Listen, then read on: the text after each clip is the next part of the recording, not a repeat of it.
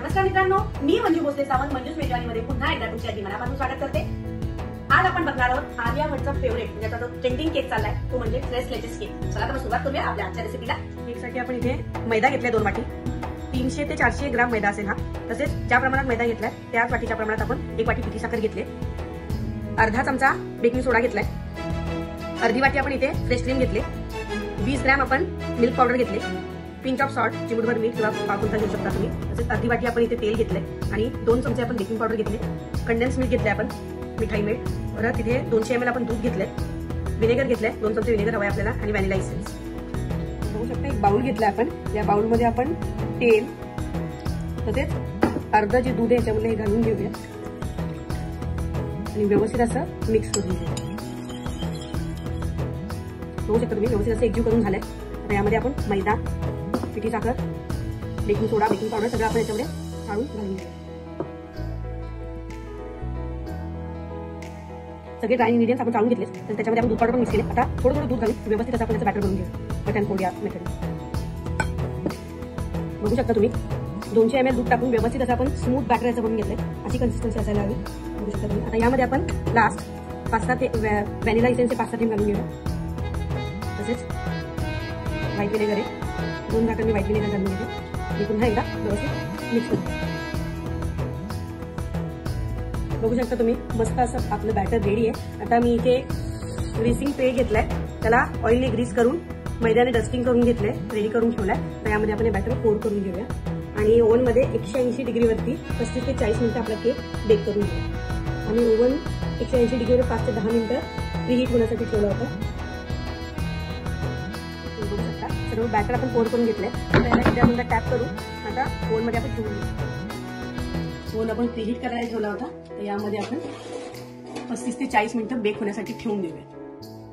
तुम्ही बघू शकता इथे आपण हे घेतले, फ्रेश क्रीम घेतले म्हणजे मलाई घेतले, घरची आहे तुम्ही बाजारातून वापरू शकता। त्याच्यामध्ये मी 2 ते 3 चमचे दूध घातले आणि याच्यामध्ये आता आपण 3 ते 4 चमचे कंडेन्स मिल्क घालून घेऊया आणि व्यवस्थित असं एकजीव करून बॅटर तयार करून घेऊया।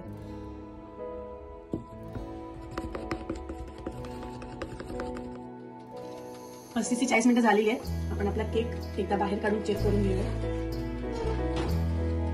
वाव, बघू शकता किती मस्त असा गोल्डन कलर आला त्याच्यावरती। आता मी याला टूथपिक इन्सर्ट करून मी चेक करून बघते की केक आपला बेक झालाय की नाही करतो। बघू शकता टूथपिक एकदम साफ आले, इट मीन्स आपला केक पूर्णतः रेडी आहे। आता याला आपण थंड होण्यासाठी ठेवू। बघू शकता मस्त असा आपला केक रेडी आहे, पण डिमोल्ड करून घेतलाय आणि एका प्लेटमध्ये आपण काढून घेतलाय। मस्त असा स्पॉन्जीनेस आहे तुम्ही बघू शकता। आता आपण हा जो अप्पर सरफेस आहे तो हलकासा आपण कट करून घेऊया। मी अप्पर लेअर आहे ना तो काढून घेतलाय जेणेकरून हे जे बॅटर आहे ह्याच्यामध्ये प्रॉपर सोक होईल। आणि आता मी टूथपिक घेतले, त्या टूथपिकने याला होल करून घेतलं सगळीकडे आपण टूथपिकने होल करून घेतले। आता हे जे आपण कंडेन्स मिल्क, दूध आणि मलाईचं बॅटर करून घेतलं होतं याच्यावरती घालून घेऊया, होल करून घेऊया।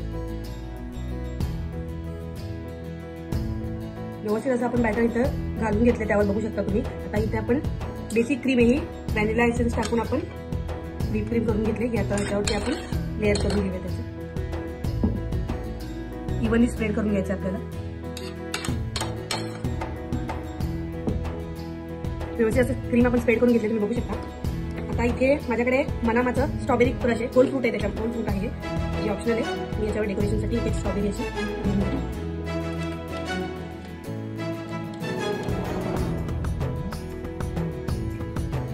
बघू शकता तुम्ही। मी फक्त डेकोरेशन पर्पजसाठी स्ट्रॉबेरी ठेवून घेतले, ऑप्शनल आहे। त्याला आपण कट करून घेऊया प्रोसेसमध्ये, कट करून सर्विंग प्लेटमध्ये आपण सर्व करून घेऊया।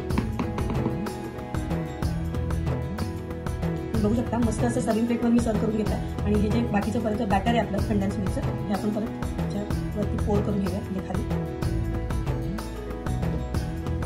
मस्त असा आलिया भट्टचा फेवरेट फ्रेश लेटेस्ट मस्त असा केक आपला रेडी आहे, तुम्ही बघू शकता। मी तुम्हाला टेस्ट करून सांगते।